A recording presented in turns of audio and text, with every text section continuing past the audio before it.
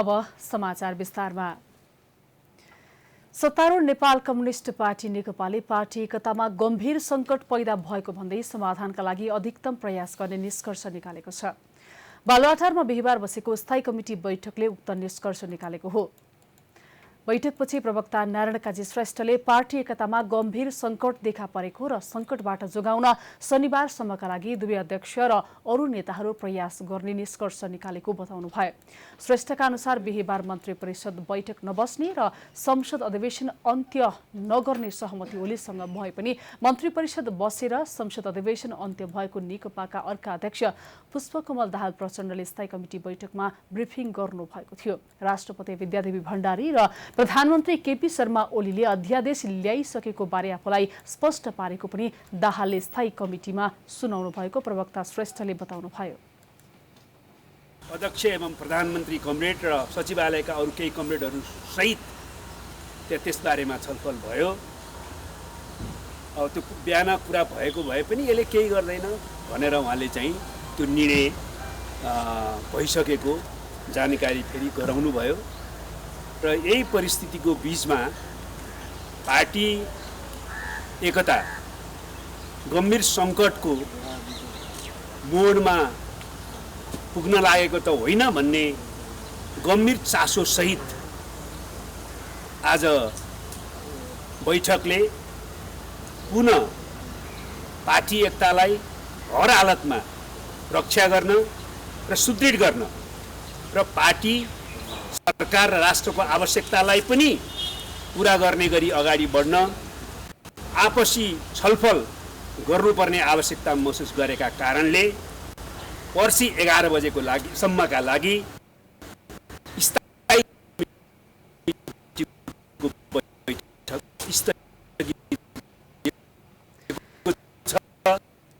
प्रधानमन्त्री ओलीले अध्यादेश ल्याउन लागिएको भन्ने चर्चापछि अध्यक्ष दाहाल राष्ट्रपति भण्डारीलाई भेट्न बिहिबार दिउँसो शीतल निवास पुग्नु भएको थियो।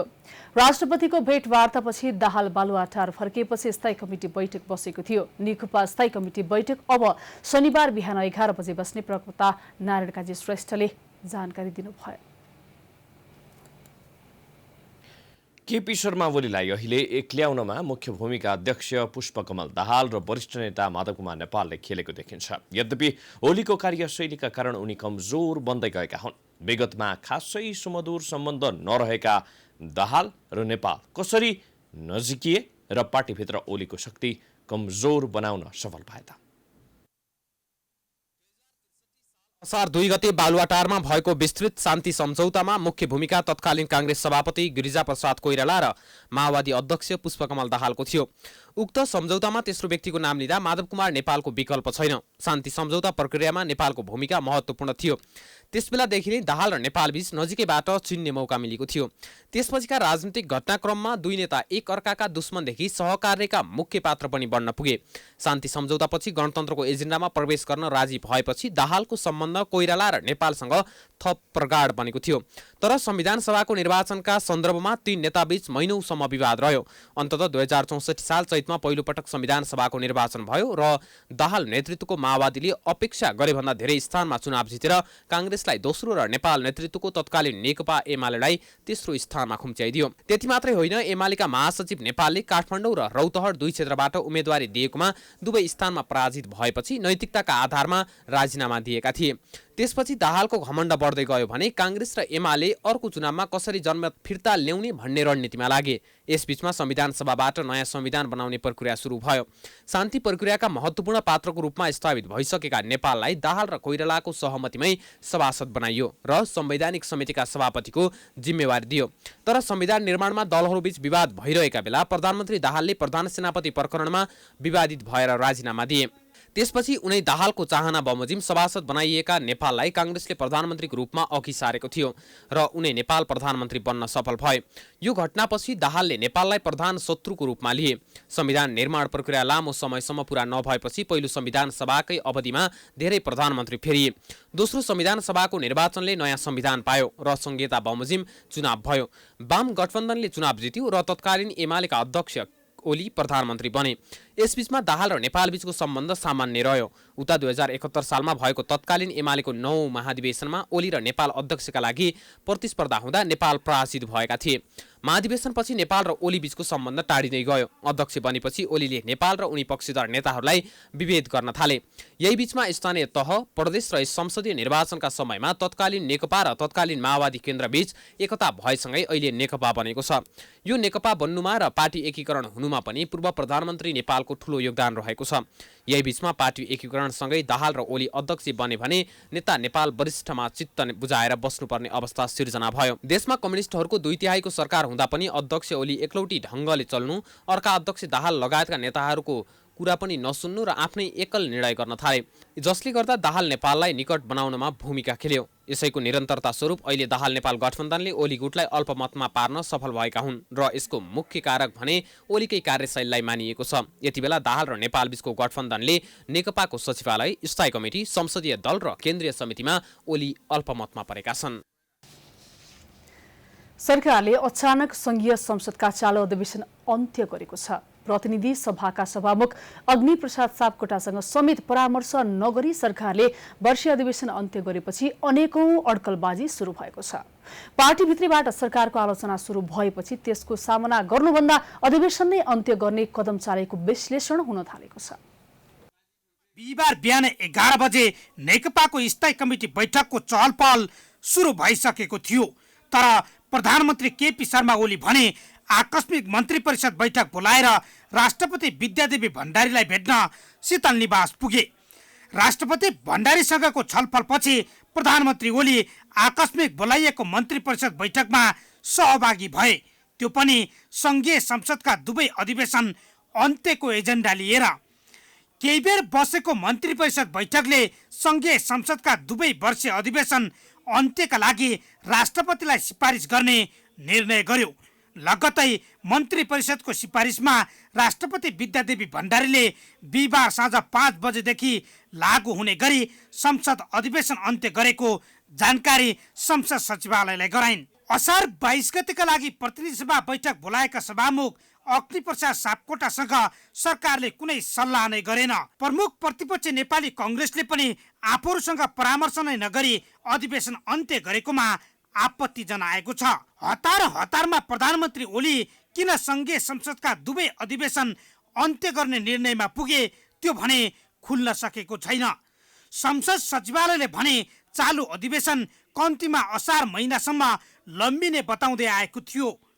नागरिकता विधेयक, निजामती कर्मचारीको सेवा शर्त सम्बन्धी विधेयक यही अधिवेशनबाट पारित गर्ने तयारी थियो, तर सरकारले संसदको बिजनेसको ख्यालै नगरी अन्त्यको सिफारिस गर्नुको पछाडिको कारण खुलाएको छैन।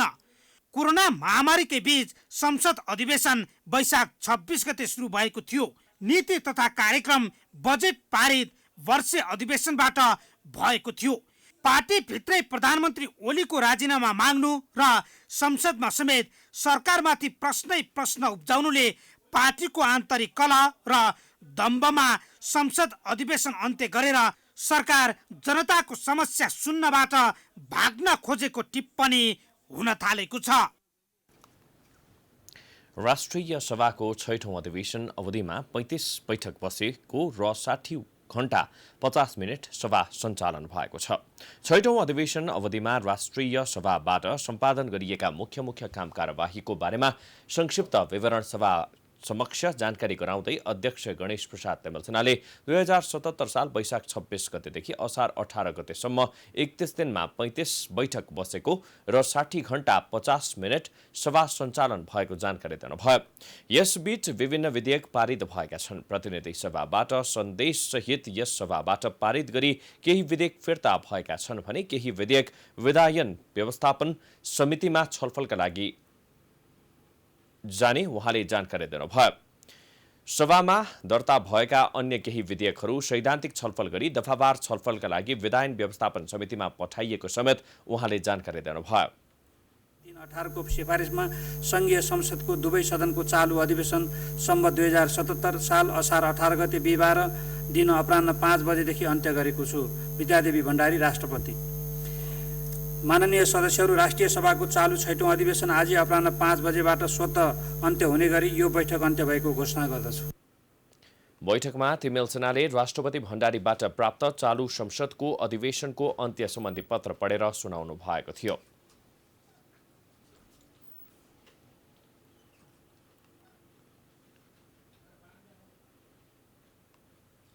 पछिल्लो 24 घण्टामा नेपालमा 473 जनामा कोरोना संक्रमण पुष्टि भएको छ। कुल संक्रमितको संख्या 14,500 नागेको छ। उपचारपछि निको हुनेको संख्या 5,300 नागेको छ भने मृत्यु हुनेको संख्या 31 पुगेको छ। नेपालमा थप 473 जनामा कोरोना भाइरस संक्रमण पुष्टि भएको छ। बिहीबारको नियमित प्रेस ब्रिफिङमा स्वास्थ्य तथा जनसङ्ख्या मन्त्रालयका प्रवक्ता डाक्टर जागेश्वर गौतमले नयाँ संक्रमितमा महिला 109 र पुरुष 364 जना रहेको जानकारी दिनुभयो। यो सँगै नेपालमा कोरोना संक्रमितको कुल संख्या 14,519 पुगेको छ। तीमध्ये 1,883 जना महिला र 12,636 जना पुरुष रहेका छन्। हालसम्म 1,883 महिला, 12,636 पुरुष गरी जम्मा 14,519 जना संक्रमित हुनुभएको छ। संक्रमित मध्ये अहिलेसम्म मृत्यु हुनेको संख्या 31 पुगेको छ। पछिल्लो 24 घण्टामा 1 जना मृतक थपिएका हुन्। मृत्यु हुनेमा म्याग्दी घर भएकी 1.5 महिनाकी शिशु रहेकी छिन्। म्याग्दी जिल्ला धौलागिरी नगरपालिका वार्ड नम्बर 4 थाइस ठेगाना भएको 49 दिनको एक शिशुको 2077 असार 17 गते साँझ 4 बजे त्रिभुवन विश्वविद्यालय शिक्षण अस्पतालमा उपचारको क्रममा मृत्यु भएको छ। संक्रमण पुष्टि भएकाहरूको सम्पर्कमा रहेकाहरूको कन्ट्र्याक्ट ट्रेसिङ गर्ने कार्य भइरहेको मन्त्रालयले जनाएको छ। कुल संक्रमित मध्ये 10,137 जनाको आइसोलेसनमा उपचार भइरहेको छ। त्यसैगरी संक्रमित मध्ये अहिलेसम्म 5,320 जना उपचारपछि निको भएर डिस्चार्ज भएका छन्। पछिल्लो 24 घण्टामा 664 जनाले कोरोना जितेर घर फर्किएका हुन्। पछिल्लो 24 घण्टामा 4,537 वटा पीसीआर परीक्षण भएको छ। अहिलेसम्म कुल 5,38,384 वटा कोरोना परीक्षण सम्पन्न भएको छ। तीमध्ये 2,37,764 वटा पीसीआर र 3,06,020 वटा आरडीटी परीक्षण सम्पन्न भएको छ। अहिले देशभरका 22 वटा प्रयोगशालामा कोरोना परीक्षण भइरहेको छ। अहिले देशभरका क्वारेन्टिनमा 38,109 जना रहेका छन्। कोरोना कहरले आत्महत्याको संख्या बढाएको छ। कोरोना भाइरस परीक्षण गर्दा पोजिटिभ देखिएकोले आत्महत्या, क्वारेन्टिनमा बस्दा आत्महत्या, क्वारेन्टिनमा राख्न खोज्दा भिडबाट हामफालेर आत्महत्याको प्रयास जस्ता घटनाहरू दिन प्रतिदिन वृद्धि भएको छ। तर यस्ता घटना न्यूनीकरणमा सम्बन्धित निकायहरूले पनि प्रभावकारी भूमिका निर्वाह गरेको छैन। दाङमा एक युवतीले फेसबुक लाइभ नै गरेर आत्महत्या गरिन्। 22 वर्षीय युवतीको आत्महत्याको कारण त खुलेको छैन, तर पछिल्ला दिनमा एकपछि अर्को गर्दै भइरहेका आत्महत्याका घटनाले नेपाली समाजको विकृति र समस्याबारे सोच्न बाध्य बनाएको छ। विशेष गरी कोरोनाको महामारीबाट बस्न लकडाउन गरेपछि आत्महत्याका घटना बढेको बताइन्छ। प्रहरीको तथ्याङ्क अनुसार लकडाउन अवधिभर अथवा चैत 11 देखि असार 13 गतेसम्म 1,647 जनाले आत्महत्या गरेका छन्। त्यो मध्ये उपत्यकामा 128 जना, प्रदेश 5 मा 327, सुदूरपश्चिम प्रदेशमा 159, प्रदेश 2 मा 217, प्रदेश 1 मा 275 र कर्णाली प्रदेशमा 94 र प्रदेश नम्बर 5 मा 327 जनाले आत्महत्या गरेका छन्। यस तथ्याङ्कको आधारमा लकडाउनभरि सबैभन्दा बढी प्रदेश 5 मा 327 जनाले आत्महत्या गरेका छन्। कुराहरू पनि भनेर यो घटना घटनाबाट रोक्न प्रयास भएको छ। त्यो सँगसँगै परिवारलाई पनि आफ्नो परिवारको भ्यालु र चाहिँ परिवारको सम्पर्कले समन्वयले त्यो घट्न सक्ने अपराधलाई घटाउनलाई हुनसक्ने भूमिकामा चाहिँ प्रोएक्टिभली हामीले गरिरहेको छौँ। प्रहरीको चाहिँ त्यो रोल छ। त्यसबाहेक अब कहिलेकाहीँ हाम्रो अहिले टेक्नोलोजीमा फेसबुकहरूमा हामीलाई चाहिँ कहिलेकाहीँ जानकारी आउँछ यसरी आत्महत्या गर्न लाग्छ भनेर आयो भने हामीले रोक्ने प्रयास चाहिँ गर्छौँ। तर अब त्यो कहिलेकाहीँ चाहिँ भ्याइँदैन, किनभने घरको ठ्याक्क लोकेसन थाहा नभएर। तर 4-5वटा घटना काठमाडौँमा चाहिँ त्यसरी बचाव पनि छ। त्यसरी हामी रियाक्सन पनि छ। कसैले तत्काल जानकारी गरायो भने रेस्क्यु पनि जान्छ। आत्महत्याका प्रमुख कारणहरूमा शारीरिक, मानसिक, आर्थिक साथै सामाजिक परिवेश जोडिने गरेको मनोचिकित्सकहरू बताउँछन्। एकजनाले आत्महत्या गरिसकेपछि त्यसलाई धेरै प्रचार प्रसार गर्दा अरूले पनि आत्महत्या गर्न सक्ने सम्भावना रहेको मनोचिकित्सक गोपाल ढकाल बताउनुहुन्छ। आत्महत्याको जुन विधि प्रयोग गरेको छ त्यो विधि बताउनु हुँदैन। जस्तो अहिले लाइफ सुसाइड गर्यो भनेर त्यो सनसनीपूर्ण त्यो समाचार भयो भने भोलि मान्छेले त्यसलाई सिको गर्न थाल्छ है। अनि यसरी डोरीले झुन्डेर यति मर्यो, यसरी विष खाएर मर्यो भनेर त्यसरी साधनको पनि कुरा भन्नु हुँदैन। अनि त्यो दृश्य पनि देखाउनु हुँदैन कि त्यसले चाहिँ भय सिर्जना गर्छ होइन। यी कुराहरूमा हामीले एकदमै ध्यान दिनु आवश्यक छ पछिल्लो समयमा मिडियाहरूले। र पछिल्लो समयमा त सोसियल मिडियामा त्यस्ता चाहिँ फोटोहरू भिडियोहरू यति आउँछन्, ती नै भाइरल भइरहेका हुन्छन् कि अनि त्यसले अर्को जोखिम अर्को समस्या चाहिँ बढाएर जान्छ। आत्महत्या रोकथामका लागि विभिन्न अभियानहरू पनि भइरहेका छन्, तर आत्महत्या रोकिएका छैनन्। यसका लागि सरकारले पनि व्यवस्था गरिरहेको छ। आत्महत्या न्यूनीकरणका लागि सबैभन्दा पहिले व्यक्तिले देखाएको अस्वाभाविक व्यवहार वा चिन्हहरूलाई पहिचान गर्न आवश्यक छ। सरकारले पनि विभिन्न खालका प्रचार र प्रभावकारी ढङ्गले जनचेतना फैलाउनु पर्ने र बिरामी वा बिरामीको आफन्तले पनि मनोविमर्शकर्ता र मनोचिकित्सकसँग परामर्श लिने, समयमै सही औषधि सेवन गर्नेतर्फ सबैले ध्यान दिनु जरुरी छ। समाचारको सिलसिला जारी छ, हामी विश्रामपछि आउँछौँ।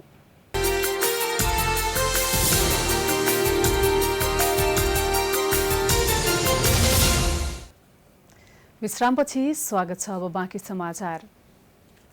सर्लाहीको रामनगरमा हत्या भएका नेकपा कार्यकर्ता रामजलन रायका पीडित परिवारलाई सरकारले 10 लाख रुपियाँ क्षतिपूर्ति दिने निर्णय गरेको छ।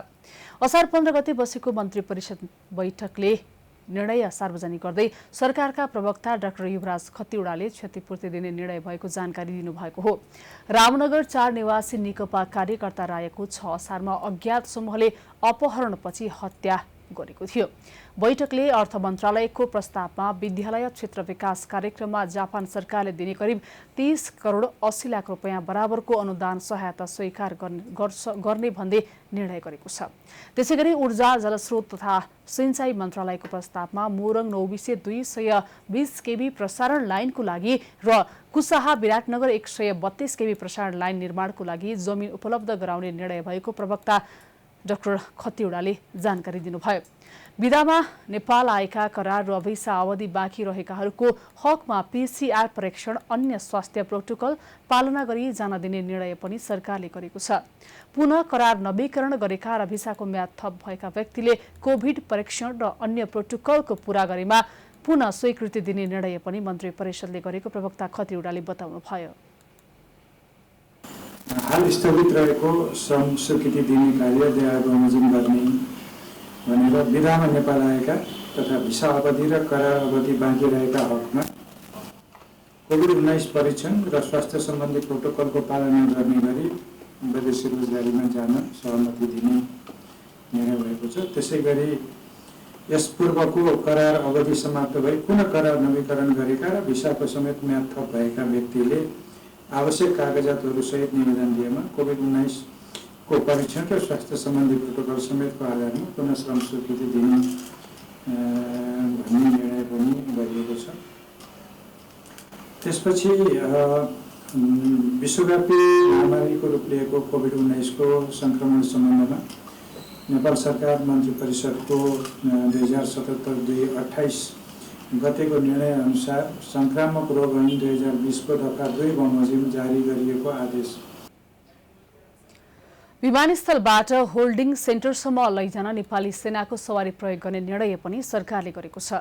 जिल्ला कोभिड-19 क्राइसिस म्यानेजमेन्ट सेन्टर DCCMCले CCMCसँगको समन्वय आवश्यक परे आंशिक वा पूर्ण रूपमा जिल्ला सिल गर्न सक्ने निर्णय पनि सरकारले गरेको छ। त्यस्तै बिहीबार नै बसेको मन्त्री परिषद बैठकले संघीय संसदको दुवै सदनको चालु अधिवेशन अन्त्यका लागि राष्ट्रपति समक्ष सिफारिस गर्ने निर्णय गरेको प्रवक्ता खतिवड़ाले बताउनुभयो। एनफ इज एनफ यति बेला एउटा समूह चर्चामा छ। सरकार विरोधी आन्दोलनका कारण चर्चामा रहेको समूह हो एनफ इज एनफ। केही दिन सार्वजनिक स्थानमा आन्दोलन चर्काएर चर्चा भयो, तर अहिले भने त्यस समूहका युवाहरू ललितपुरको पाटन दरबार क्षेत्रमा अनसन बसिरहेका छन्। फेसबुकमा ग्रुप बनाएर सुरु भएको इनफ इज इनफ आन्दोलनले निकै चर्चा पायो। औपचारिक रूपमै उक्त ग्रुप मार्फत हजारौं युवाहरू सडकमा आए र सरकारले गरेका कमी कमजोरीमाथि औँला उठाए। पछिल्ला दिनमा सडकमा उनीहरूको उपस्थिति पातलिँदै गएको छ। तर सानो समूहले ललितपुरको पाटन दरबार क्षेत्रमा अनसन सुरु गरेको छ। कोरोनाको महामारी बीच सरकारले गरेको कामप्रति असन्तुष्ट युवाहरूले कोरोनाको आरडीटी परीक्षण अन्त्य गरेर पीसीआर परीक्षणको दायरा बढाउनु पर्ने, क्वारेन्टाइनको गुणस्तर राम्रो बनाउनु पर्ने, कोरोना रोकथाममा भएको अर्बौं रकमको हिसाब देखाउनु पर्ने र विदेशमा अलपत्र नेपालीलाई राम्रोसँग स्वदेश फर्काउने व्यवस्था गर्न माग गरेका छन्। कोरोनाको जोखिमका बीच सडक आन्दोलन लम्ब्याउनु भन्दा अनसन बस्नु उचित हुने उनीहरूको तर्क छ। तपाईको सम्भवतः यो शताब्दीकै सबभन्दा ठुलो इस्यु नभए पनि दशकको सबभन्दा ठुलो इस्यु त हो नि होइन। यसमा चाहिँ इमान्दारिता चाहिँ देखाउनु भन्ने चाहिँ आग्रह हो हाम्रो होइन। अनि मलाई जहाँसम्म लाग्छ युवाहरूले चाहिँ जहाँ हुनुहुन्छ जसरी हुनुहुन्छ होइन, जसरी उहाँहरूले ठिक ठान्नुहुन्छ आवाज उठाउन थाल्नु भयो भने हामीले सरकारलाई चाहिँ ऐतिहासिक रूपले चाहिँ एउटा जवाफदेही बनाएर होइन हामीले हजारौं मान्छेको चाहिँ जीवन जोगाउन सक्छौँ भन्ने त्यो एउटा झिनो आशा चाहिँ छ। एकदमै साधारण छ। सरकारले गर्नुपर्ने कामहरूलाई हामीले कुनै एक्स्ट्रा एक्सपर्ट एडभाइस त्यस्तो दिएर भन्दा पनि सरकारले गर्नुपर्ने कामहरू छ त्यसलाई नै सेन्सिटिभ र इफेक्टिभ तरिकाले गरिदिनुहोस् भनेको होइन। जस्तै पीसीआरको दायरा बढाउनुहोस् भनेको हो। त्यसपछि अब क्वारेन्टाइनको फेसिलिटी जुन छ, जुन अब होला WHO को 100% त्यो हुँदैन। पढेर बस्ने होइन, यो चाहिँ हाम्रो भद्र आन्दोलन हो क्या, लाइक साइलेन्टली भद्र आन्दोलन हो क्या। यो चाहिँ हामीले किताब पढेर सरकारलाई सोधिरहेछौँ कि किन नसुनिरहेको तिमी चाहिँ भनेर होइन। सरकारले मुलुकमा लकडाउन गरेको 100 दिन नागिसकेको छ, तर कोरोना नियन्त्रण हुनुको साटो फैलिरहेको छ। सरकार भने राजनीतिक खिच्चातानीमा अल्झिएको छ, जसका कारण न कोरोना नियन्त्रण अभियान प्रभावकारी बनेको छ, न लकडाउनले प्रभावित जनताको समस्याबारे सरकारले चासो दिएको छ। त्यसैले अब सरकार यसतर्फ गम्भीर भएर जिम्मेवारी पूरा गर्नतर्फ केन्द्रित हुनुपर्दछ। प्राइम टाइम्स टेलिभिजनका लागि क्यामेरामा वेद श्रेष्ठका साथ लक्ष्मी विश्वकर्मा, काठमाडौँ।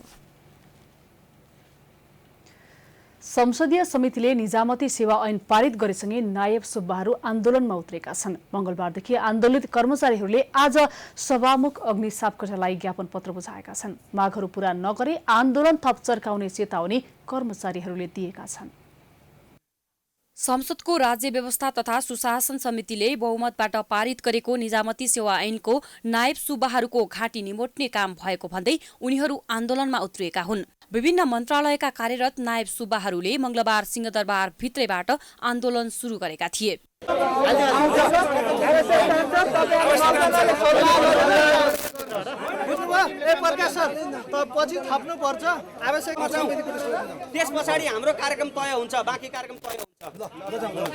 निजामती सेवा ऐन 2049 ले दिएको वृद्धि विकास खोसेर ऐन आएको भन्दै उनीहरूले आपत्ति व्यक्त गरेका छन्। बिहिबार संघीय निजामती सेवाको शर्त सम्बन्धमा व्यवस्था गर्न बनेको विधेयकप्रति असन्तुष्ट कर्मचारीले सभामुख अग्नि सापकोटालाई 17 बुँदे माग बुझाएका छन्। आधिकारिक ट्रेड युनियनका कार्यवाहक अध्यक्ष भोलानाथ पोखरेल नेतृत्वको टोलीले मागपत्र बुझाउँदै जायज माग सम्बोधन नगरिए आन्दोलनका थप कार्यक्रम गर्न बाध्य हुने चेतावनी दिएका छन्। ट्रेड युनियनको संघ प्रदेश र स्थानीय तहबीच अन्तर सम्बन्ध कायम हुने व्यवस्था गर्नुपर्ने माग उनीहरूको छ। उनीहरूले प्रदेश र स्थानीय तहमा खटाइने प्रमुख सचिव, प्रमुख प्रशासकीय अधिकृत र लेखा प्रमुख संघीय निजामती सेवाबाट खटाउनु पर्ने माग गरेका छन्। राष्ट्रिय स्तरको ट्रेड युनियन सहितको आधिकारिक ट्रेड युनियनको व्यवस्था यथावत कायम गरी ट्रेड युनियनहरूको संघ प्रदेश स्थानीय तहबीच अन्तर सम्बन्ध कायम हुने व्यवस्था गर्नुपर्ने, संविधानको धारा 232 अनुसार सहकारी सहअस्तित्व समन्वय सिद्धान्तमा राज्यका तीनै तहबीच सहकार्य हुने गरी प्रदेश स्थानीय तहमा खटाइने प्रमुख सचिव, प्रदेश सचिव, प्रमुख प्रशासकीय अधिकृत, लेखा प्रमुख संघीय निजामती सेवाबाट खटाउनु पर्ने। श्रेणीविहीनमा 100% खुला, राजपत्र अंकित द्वितीय श्रेणी खरिदारमा 60% खुला, 10% आन्तरिक, 30% बढुवाबाट पदपूर्ति गर्नुपर्ने उनीहरूको माग छ। मागपत्र बुझ्दै सभामुख सापकोटाले ट्रेड युनियनको मागका विषयमा सम्बन्धित मन्त्रीसँग कुरा गर्ने र समस्या समाधानको प्रयास गर्ने बताउनुभयो। कर्मचारी सरुवा प्रणाली स्वचालित सक्रिय पूर्वानुमान योग्य र वैज्ञानिक बनाउनु पर्ने श्रेणीगत र तहगत प्रणालीमा एकरूपता ल्याउन कुनै एक प्रणाली लागू गर्नुपर्ने पनि मागपत्रमा उल्लेख छ। न्याय सेवा, परराष्ट्र सेवा, लेखा परीक्षण सेवाको पदको हकमा राजपत्र अङ्कित तृतीय श्रेणीको अन्तर्तह प्रतियोगिताका लागि प्रतिशत नछुट्याएको भन्दै सो अन्तर्तह प्रतियोगिताको प्रतिशत बढुवाको प्रतिशतमा समावेश गर्नुपर्ने पनि ट्रेड युनियनको माग छ। लकडाउन खुकुरो बनाउँदै अति आवश्यकीय पसल, सवारी साधन र कार्यालयहरू सञ्चालन भए पनि सार्वजनिक सवारी साधन र ट्याक्सी लगायत भाडाका गाडी चल्न सकेका छैनन्। यसले यातायात व्यवसायी र सर्वसाधारण दुवैलाई ठूलो मर्का पारेको छ। नागरिकलाई केही सहज बनाउने उद्देश्यले लकडाउनको मोडालिटी परिवर्तन गरी केही खुकुलो बनाए पनि ठूला तथा साना सार्वजनिक यातायातका साधन सञ्चालन नहुँदा व्यवसायी र चालक समस्यामा परेका छन्। यसले सर्वसाधारण यात्रु समेत मर्कामा परेका छन्। लामो समय लकडाउन हुँदा ट्याक्सी चलाउन नपाउँदा आम्दानीको स्रोत बन्द भएको भन्दै ट्याक्सी व्यवसायीले आन्दोलन थालेका छन्। आफ्नो आन्दोलनबारे यातायात मन्त्रालयले कुनै जवाफ नदिएकोमा उनीहरू खिन्न भएका छन्। अझै पनि हामीलाई निक्लन दिएन, हामीलाई गरी खान दिएन, न अझै अब चाहिँ काम गरेर खान दियो, न घर बसेर खानलाई सरकारले राहत दियो। तपाईँको हामीले राज्यलाई इन्डियामा 3 लाख 2 लाख 75 पर्ने गाडीलाई यहाँ 20 लाख 30 लाख तिरेको छौँ। हामीले चाहिँ अलरेडी हाम्रो चाहिँ सरकारलाई 10 लाख 12-15 लाख चाहिँ अलरेडी रोडमा गुड्नुभन्दा पहिला सरकारलाई कर तिरेको छौँ। त्यो करको चाहिँ त्यत्रो कर तिरिसकेपछि हाम्रो लगानीको सुरक्षा सरकारले गर्नुपर्ने हो, तर त्यो भएन। हाम्रो माग अब अहिले चाहिँ अब मन्त्री परिषदको बैठक बसेपछि निर्णय आउँछ भन्ने कुरा भइरहेछ।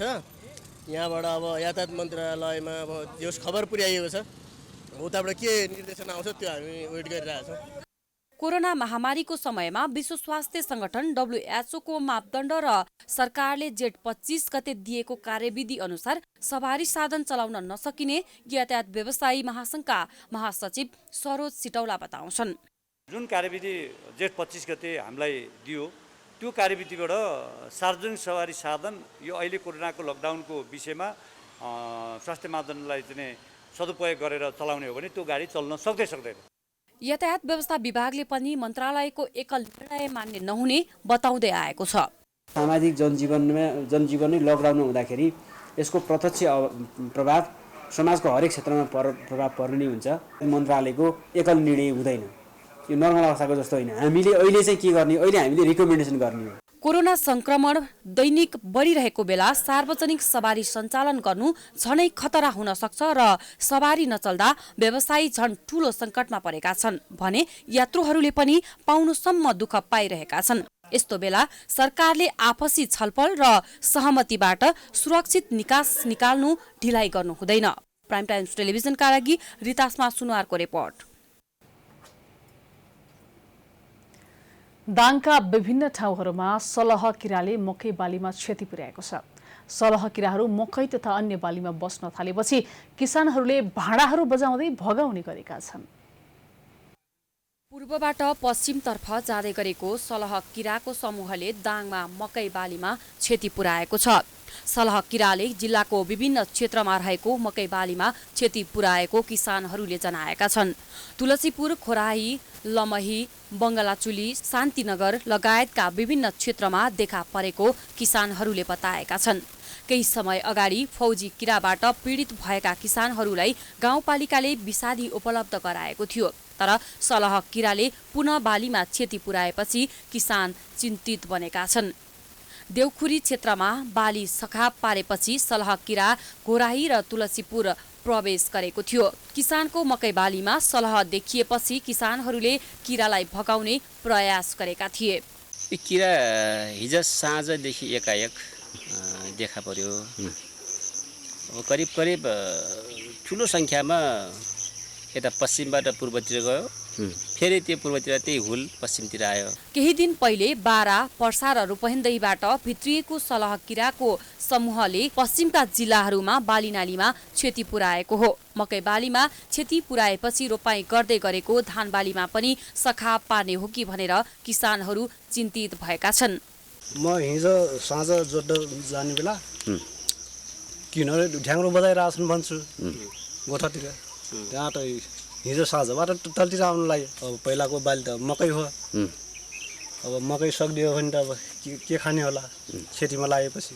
दाङमा मंगलबारदेखि ठूलो संख्यामा सलह किरा प्रवेश गरेको कृषि ज्ञान केन्द्रले जनाएको छ। दाङका 10 वटै स्थानीय तहमा सलह किरा देखा परेको कृषि ज्ञान केन्द्रले जनाएको छ। खास गरेर यसले अहिले चाहिँ मकै बालीमा ठूलो क्षति पुर्याउने सम्भावना छ र अहिलेसम्म हेर्दाखेरि कुनै ठाउँमा चाहिँ 25% जति मकै बाली क्षति पुरा छ भने कुनै ठाउँमा भर्खर आजदेखि चाहिँ हिजो मात्र प्रवेश गरेको हुनाले आजदेखि त्यो चाहिँ क्षति गर्दैछ र किसानहरूको थुप्रै इन्फर्मेसनहरू आइरहेको छ र हामी पनि फिल्डमा पुगिरहेका छौँ। जिल्लाका केही ठाउँमा 25% मकै बालीमा किराले क्षति पुर्याएको छ भने केही ठाउँहरूमा क्षति गर्दै गरेको केन्द्रले जनाएको छ। सलह किराको आक्रमणबाट क्षति कम गर्न प्रदेश सरकारले ठोस योजना ल्याउनु पर्ने देखिन्छ। दाङबाट सुमन केसीको रिपोर्ट। समाचारको सिलसिला जारी छ। हामी विश्रामपछि आउँछौँ। विश्राम अघि प्रमुख समाचार। एकता प्रक्रिया नटुङ्गिँदै फुटको सङ्घारमा नेकपा ओली र दाहाल नेपाल गठबन्धन आम्ने सामने। शनिबारसम्म प्रधानमन्त्रीलाई दुवै पदबाट राजीनामा दिन दबाव। सभामुखसँग परामर्श नगरी प्रधानमन्त्रीले एकलौटी रूपमा संघीय संसद अधिवेशन अन्त्य गरेपछि पार्टीभित्रै खैलाबैला।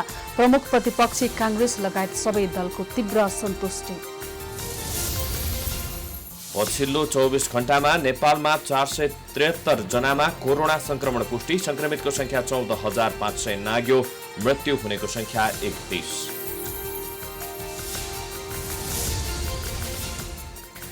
लकडाउन अवधिमा आत्महत्याका घटना विकराल बन्दै 100 दिनमा 1600 भन्दा बढीले गरी आत्महत्या। रोकथामका लागि कदम चाल्नुपर्नेमा सरकारवालाको जोड।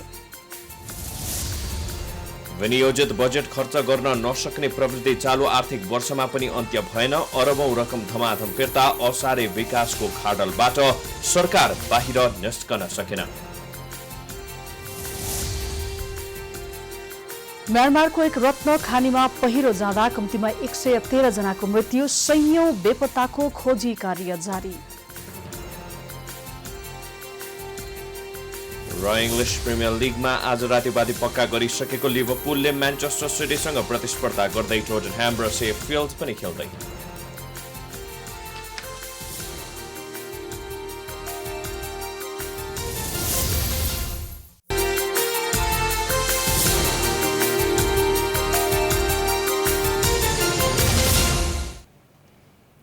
विश्रामपछि पुनः स्वागत छ। अब आर्थिक समाचार।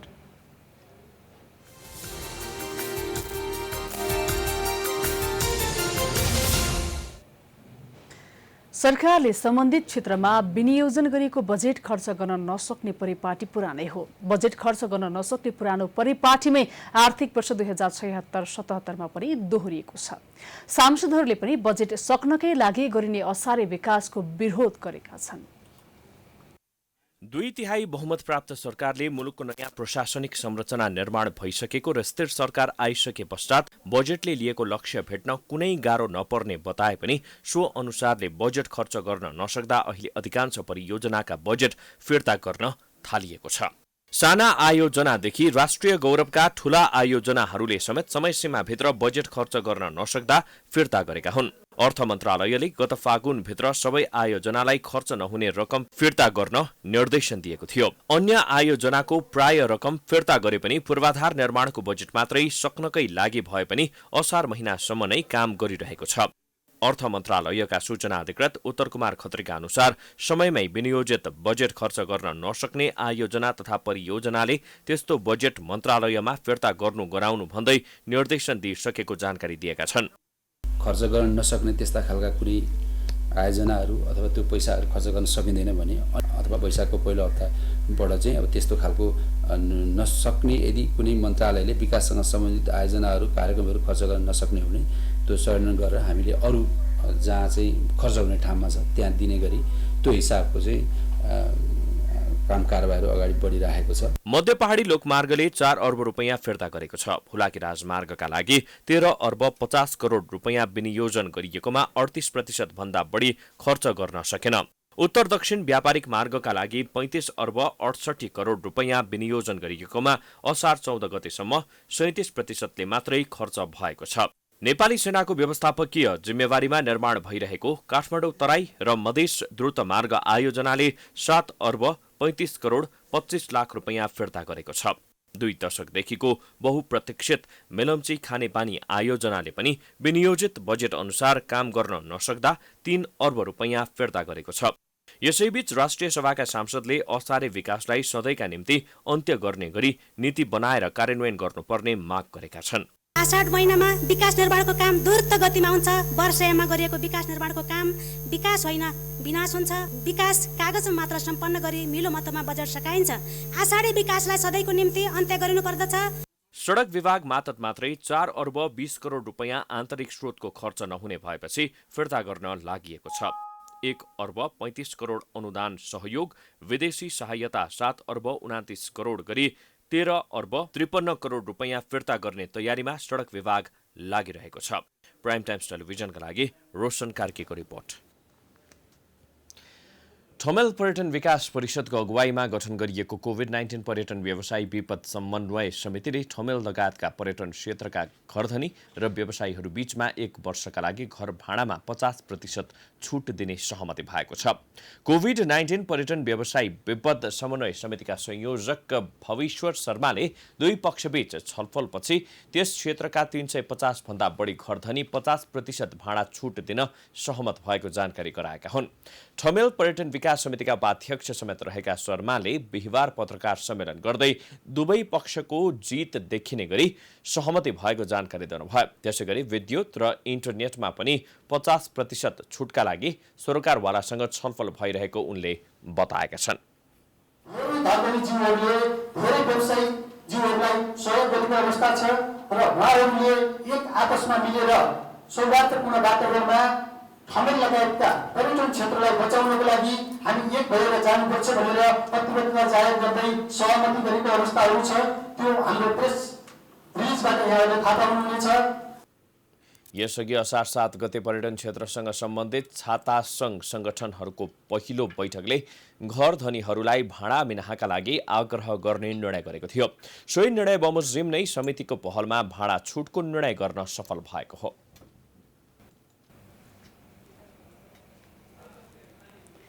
बिहिबार 6% नेप्से घटेपछि सर्किट ब्रेक लागेर शेयर कारोबार बन्द भएको छ। बजार खुलेको 1 घण्टा 40 मिनटमा 6% अर्थात् 80.41 अङ्कले घटेर नेप्से 1256.11 अङ्कमा बन्द भएको हो। सेन्सेटिभ परिसूचक 6.27% अर्थात् 17.99 अङ्कले घटेर 269.03 अङ्कमा बन्द भएको छ। बिहिबार 142 कम्पनीको 47 करोड 66 लाख 54 हजार रुपैयाँ बराबरको 1,61,890 किता शेयर खरिद बिक्री भएको छ। बजार खुलेको 3 मिनटसम्म केही बढेको नेप्से त्यसपछि लगातार घट्दै 11 बजेर 23 मिनटमा पहिलो सर्किट लागेको थियो। त्यसपछि 20 मिनटका लागि कारोबार बन्द भएको थियो। दोस्रो पटक खुलेको बजारमा 11 बजेर 47 मिनट जाँदा फेरि 5% नेप्से घटेपछि दोस्रो पटक पुनः सर्किट ब्रेक लागेको नेपाल स्टक एक्सचेन्जले जनाएको छ। सर्किट ब्रेकपछि अर्थात् 12 बजेर 28 मिनटमा खुलेको बजार 12 बजेर 40 मिनटमा पुग्दा 6% घटेपछि बिहिबारका लागि कारोबार बन्द भएको थियो। सोमबारदेखि खुलेको बजार सोमबार केही अङ्कले घटेको थियो भने मंगलबार र बुधबार बढ्दो क्रममा सर्किट लागेर कारोबार बन्द भएको थियो। अब अन्तर्राष्ट्रिय समाचार।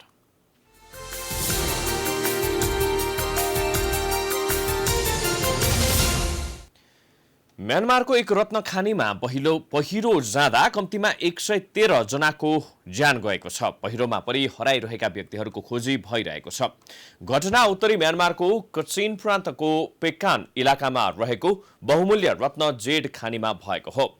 भारी वर्षापछि माटो बग्दा त्यो खानीमा जेड खोज्न गएका मानिसहरूलाई पुरेको हो। म्यानमारमा विश्वको सबैभन्दा धेरै जेड रत्न पाइन्छ। म्यानमार प्रत्येक वर्ष 30 अर्ब डलर बराबरको जेड रत्न कारोबार गर्दै आइरहेको छ। म्यानमारमा वर्षेनी खानीमा पटक पटक दुर्घटना हुँदा थुप्रैले ज्यान गुमाएका छन्। गएको वर्ष पनि खानीमा भएको दुर्घटनामा 100 भन्दा बढीको ज्यान गएको थियो।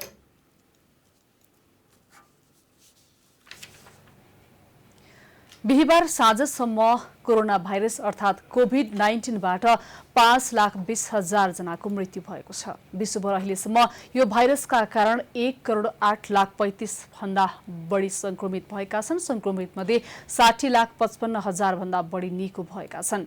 उपचाररत 42,60,000 मध्ये 58,000 को अवस्था पनि चिन्ताजनक छ। विश्वभर फैलिएको कोरोनाले सबैभन्दा धेरै अमेरिकाका नागरिकको मृत्यु भएको छ भने संक्रमण पनि अमेरिकामा नै धेरै फैलिएको छ।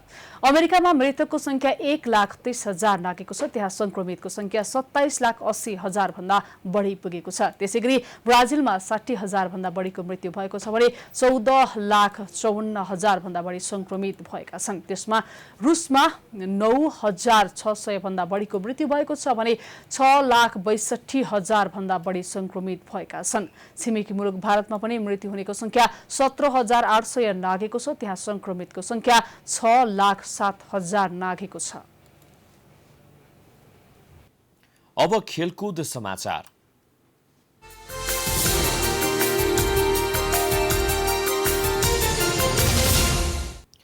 इंग्लिश प्रिमियर लीगमा आज राति शीर्ष 2 क्लब मैनचेस्टर सिटी र लिभरपुल बीच प्रतिस्पर्धा हुँदैछ। 3 दशकपछि लीगको उपाधि पक्का गरिसकेको लिभरपुललाई 7 खेल अगाडि नै उपाधि पक्का गर्न सिटीको पनि हात रहेको छ। उसले चेल्सीसँगको खेलमा हार नबेहोरेको भए लिभरपुलले अर्को खेलसम्म कोर्नु पर्थ्यो। तर सिटी चेल्सीसँग पराजित भएपछि लिभरपुलले उपाधि पक्का गरिसकेको छ। त्यसैले आजको खेल एउटा प्रतिष्ठाको लडाई जस्तै भएपछि लिभरपुल आफ्नो जितको यात्रालाई कायम राख्न चाहन्छ। उसको लक्ष्य यो सिजनमा 100 अङ्क पुर्याएर लिग टुङ्ग्याउने रहेको छ। आजै टोटनह्यामले शेफिल्ड विरुद्ध खेल्नेछ। यो खेल पौने 11 बजेबाट सुरु हुनेछ। लिगको 8औं स्थानमा रहेको टोटनह्यामको लक्ष्य शीर्ष 5 मा रहने रहेको छ।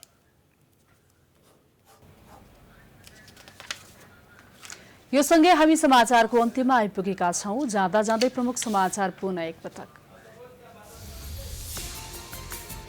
एकता प्रक्रिया नटुङ्गिँदै फुटको संघारमा नेकपा ओली र दाहाल नेपाल गठबन्धन आम्ने सामने। शनिबारसम्म प्रधानमन्त्रीलाई दुवै पदबाट राजीनामा दिन दबाव।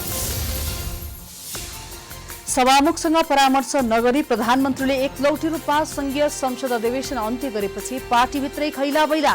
प्रमुख प्रतिपक्षी कांग्रेस लगायत सबै दलको तीव्र असन्तुष्टि।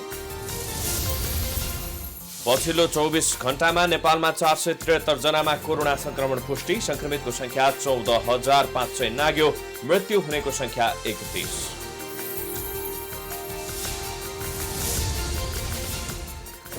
लकडाउन अवधिमा आत्महत्या घटना विकराल बन्दै 100 दिनमा 1600 भन्दा बढीले गरे आत्महत्या। रोकथामका लागि कदम चाल्नुपर्नेमा सरकारवालाको जोड।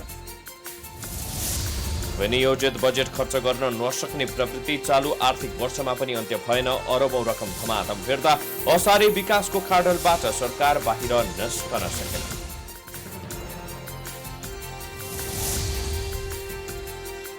म्यानमारको एक रत्न खानीमा पहिरो जाँदा कम्तीमा 113 जनाको मृत्यु।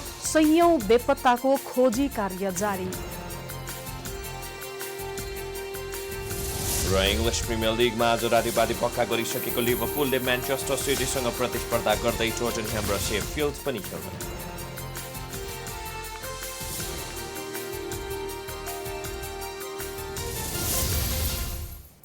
प्राइम समाचार अहिलेलाई सकियो। यसपछिको प्रस्तुति जनता जान्न चाहन्छन् ऋषि धमला। हेर्दै गर्नुहोला प्राइम।